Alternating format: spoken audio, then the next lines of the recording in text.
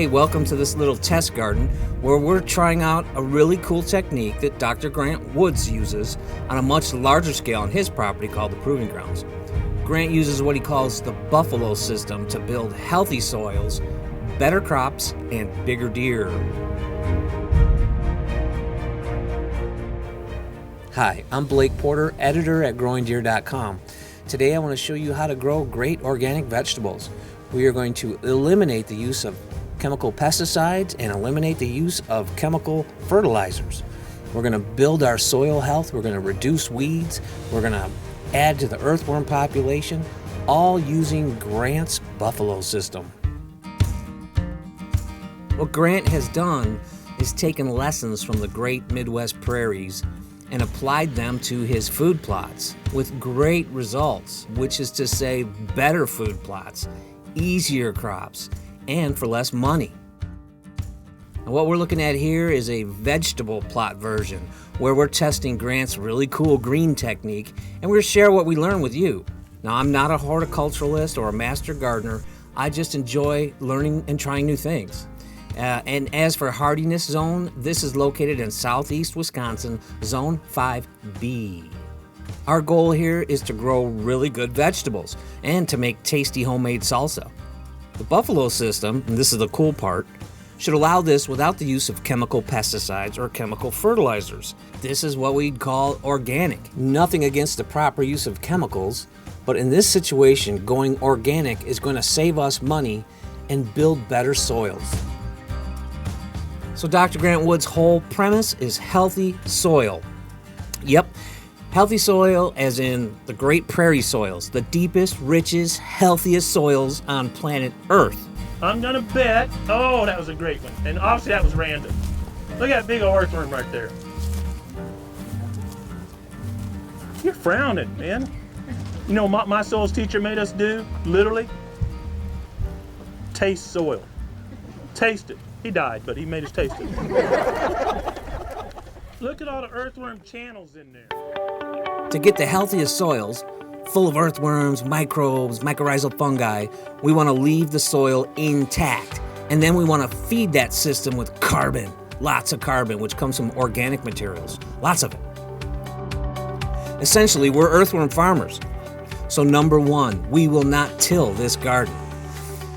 Imagine the soil is like a busy city. You've got good microbes and fungi and earthworms hustling about their daily business when a great storm like a Category 5 hurricane destroys it all. That's your rototiller. Yup, it gives you great fluffy soil for roots to move in, but at a loss of balanced biological activity. By keeping our soils untilled, we keep the soil structures intact. That's root channels, earthworms, microbe activities, mycorrhizal fungi intact. Mycorrhizal fungi grows and encompasses around root system areas. And I read how it does all sorts of good things. It allows plants to draw more nutrients and water from the soil. It increases each plant's tolerance to different stresses. It's even thought to communicate between plants. Like if aphids are attacking one plant, the mycorrhizal can warn the next plant to build defenses. Is this true?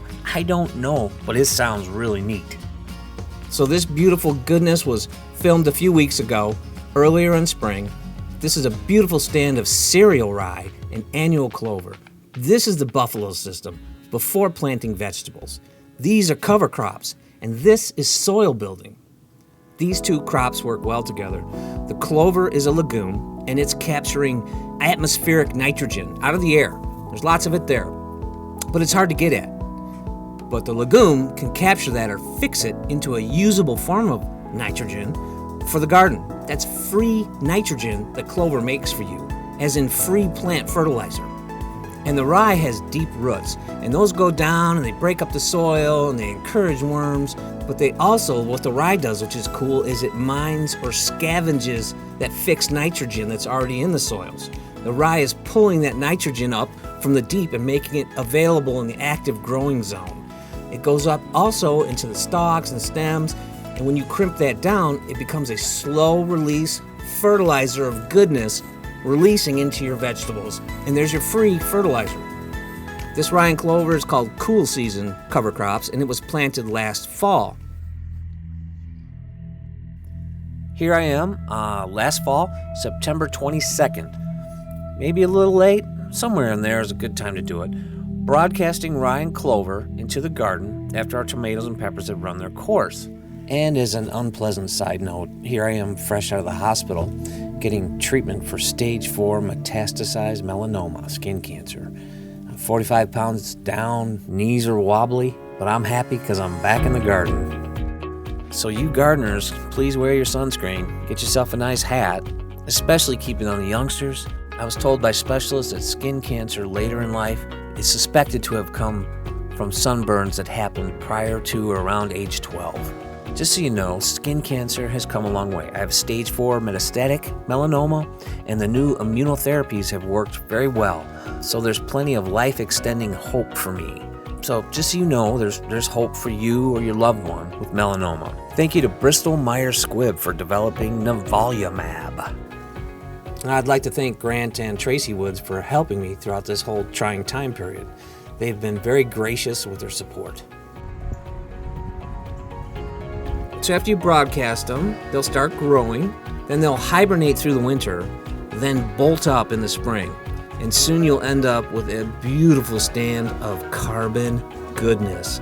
Look at this. This is a high-tech green solar blanket, building nutrients, developing healthy protected soils, blocking out almost all weed growth. Earthworms are loving you. This is good stuff. It can't get any better than this. You couldn't design a system better than what's already been somehow designed by something, some great force. I don't know, what could that be? Design this whole system, and it's beautiful. So look at this cover crop. It's beautiful. And this is going to break down over the summertime, feeding our vegetables. My family is going to eat this in our vegetables. That's kind of nice looking, better than chemical fertilizers. So this vegetable garden is going to be put in very late this year. But you know what? That's okay, because this is a test plot and we're just learning stuff. We just want to go through these motions, and I'm sure we're going to get some good tomatoes and peppers in the end. So the next step of this buffalo system is to crimp this cover crop, knock it over, or like the buffalo, trample all this green stuff into the ground. We're going to turn this into a thick protective mat of mulch, a bed of carbon fuel and nitrogen goodness. But we have to wait for what's called the rise dough stage. That's when a lot of the rise energy is in seed head production, and that dough stage makes crimping most effective. So I checked for dough stage. Nope. And I come back, I check again for more dough stage. Man, the dough stage was really late to arrive, really slow. It's now past June. This vegetable garden should be in, but no dough stage. And just remember, this is just a test plot, so it's all good. June 23rd. Fat heads and wet when squeezed. We have dough stage.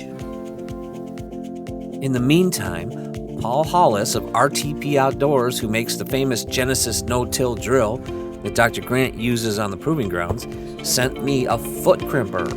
This is called the Goliath foot crimper. How cool is that? Let's take a look at this.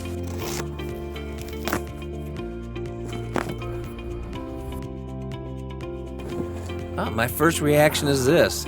This is a simple yet substantial tool. It's heavy. It's industrial. It's beefy. I imagine this is all a benefit to crushing those thick waves of rye and clover.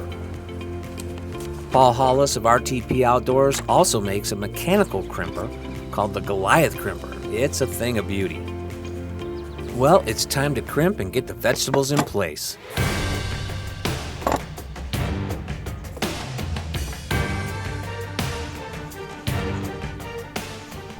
So here it is. It's June 29th.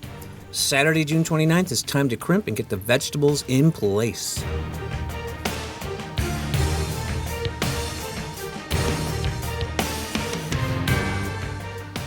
So I've never crimped before, and I'm getting in there and I'm trucking through this stuff, and man, it's thick.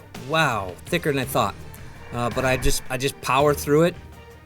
this stuff was so thick, I was surprised how thick it was, that it was physical doing. And I'm really glad I had that RTP foot crimper that's beefy and it had the metal blades, and I was able to just plow through it.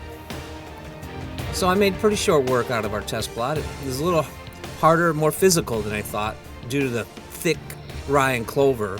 I really put it on thick back last fall.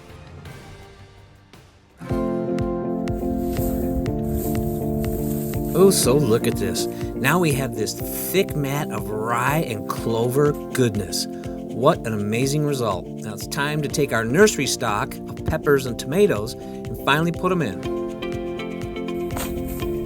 So to leave the soil structure most untouched, I decided just to make a slit into the ground and work the plant's roots into that.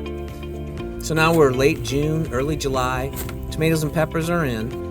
And you know, there's other things we can do with this buffalo garden. Like we have summer crops, summer cover crops we can add. So once this rye and clover breaks down enough, we can spread some warm season cover crops in there to aid that and get more carbon developing. It's always a cycle. You want things dying and you want things growing.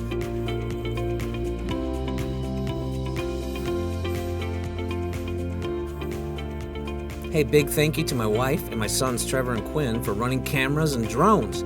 Awesome work, everybody. Thank you.